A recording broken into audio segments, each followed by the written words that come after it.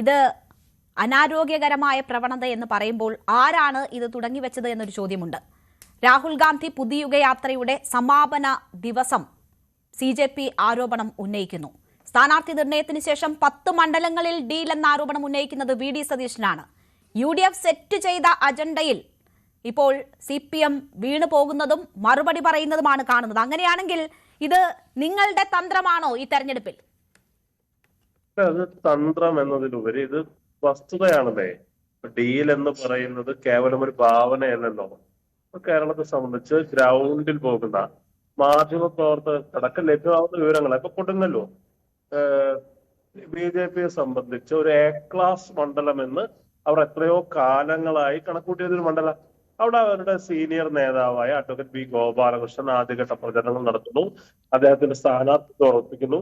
പെട്ടെന്ന് ആ മണ്ഡലം കൊടുക്കപ്പെടുന്ന ആർക്കാണ്? ആ മണ്ഡലത്തിൽ ഇന്ന് വരെ യാതൊരു തരത്തിലുള്ള അടിത്തറയുമില്ലാത്ത ഒരു പൊളിറ്റിക്കൽ ബേസ് ഇല്ലാത്ത 2020 എന്ന് പറയുന്ന രാഷ്ട്രീയ പാർട്ടിക്കാണ്. അപ്പൊ അവിടെ അവരുടെ രാഷ്ട്രീയ വോട്ടുകൾ, BJPക്കുള്ള അനുഭാവി വോട്ടുകൾ ആർക്ക് പോൾ ചെയ്യപ്പെടും?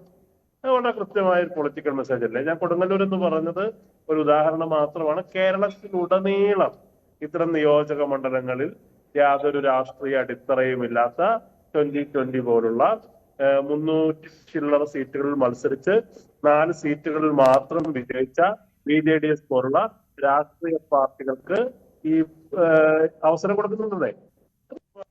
ഈ രാഷ്ട്രീയം അറിയുന്ന, നിരീക്ഷിക്കുന്ന ആളുകളെ സംബന്ധിച്ച് അതിലൊരു പ്രാഥമികമായ ധാരണയെങ്കിലുള്ള ആളുകളെ സംബന്ധിച്ച് മനസ്സിലാക്കാൻ കഴിയും. അത് തീർച്ചയായും CPMന്, BJPയുടെ രാഷ്ട്രീയ വോട്ടുകൾ അവർ വിചാരിക്കുന്ന രാഷ്ട്രീയ കക്ഷിക്ക് പോൾ ചെയ്യാനുള്ള ഒരു നിലമൊരുക്കലാണ്. അത് കേരളത്തിൽ യഥാർത്ഥത്തിൽ നടന്നു കഴിഞ്ഞിട്ടുണ്ട്. ശ്രീ VR അനൂപ്, ഈ കാര്യങ്ങൾ നേരത്തെ തന്നെ നിങ്ങൾ പറയുന്നുണ്ട്.